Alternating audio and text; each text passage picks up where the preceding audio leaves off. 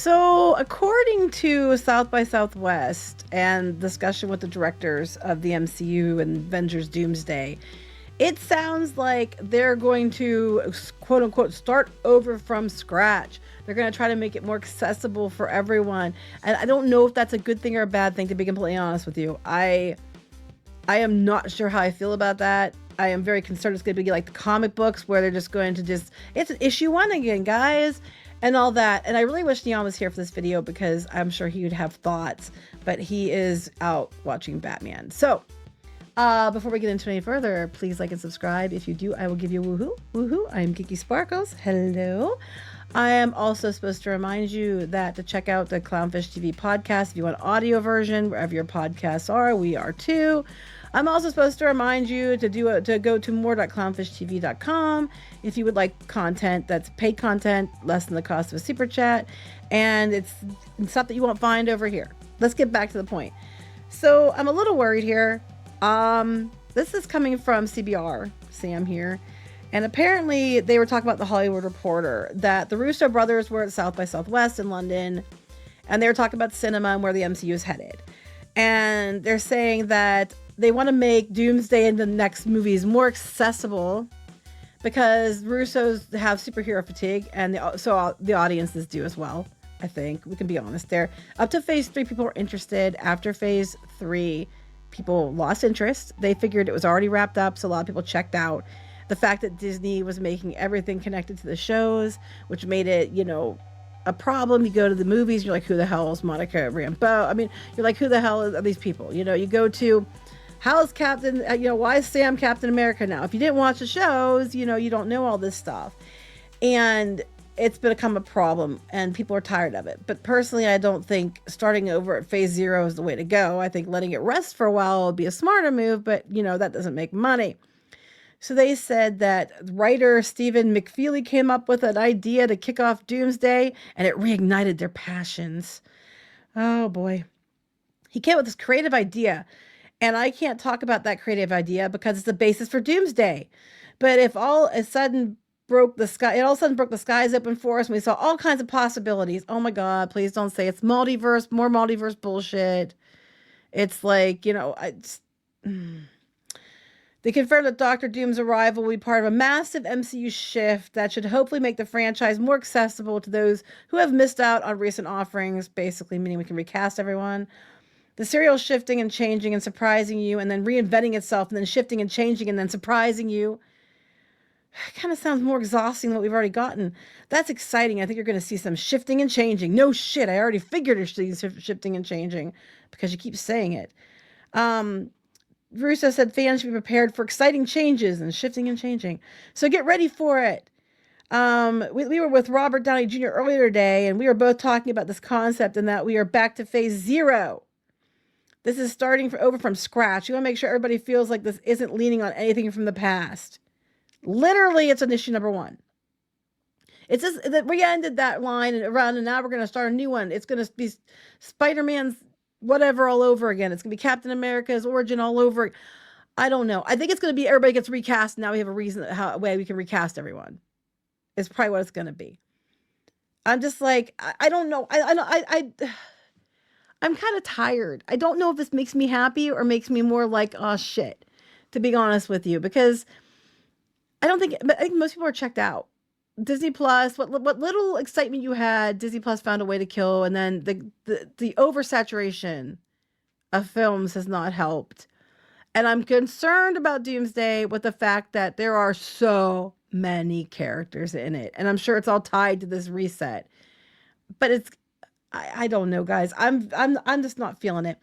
So they're talking about how Doomsday is scheduled for December, and the same day as Dune 3, and they're not getting to be in IMAX because IMAX made a deal with them, and so Disney was pissed about it and made their Infinity Vision, that you can get your theater to have the Infinity Vision licensing or whatever, so that you can say it's a Disney approved theater, so they can charge more. But they're saying the story sees the Avengers, Wakandans, New Avengers, Thunderbolts, Fantastic Four, and even the original X-Men all coming together to take down Doctor Doom. Again, it's going to be, you have a little movie, right? Couple hour movie, and you have all these characters. And I'm just very concerned it's going to go way of Doctor Strange and the Multiverse of Madness is what I'm worried about. And that while it was cool to have all those Spider-Men, it was also all over the place and very character heavy. And I'm very concerned that it's phase 0 now.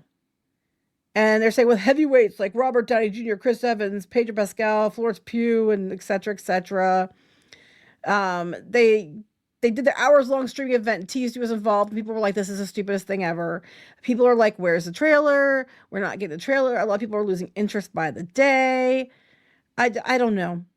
I don't know how to stretch this video out any longer either. It's just they're going back to the 0. They're calling it 0 point or phase 0 or whatever the hell they're calling it.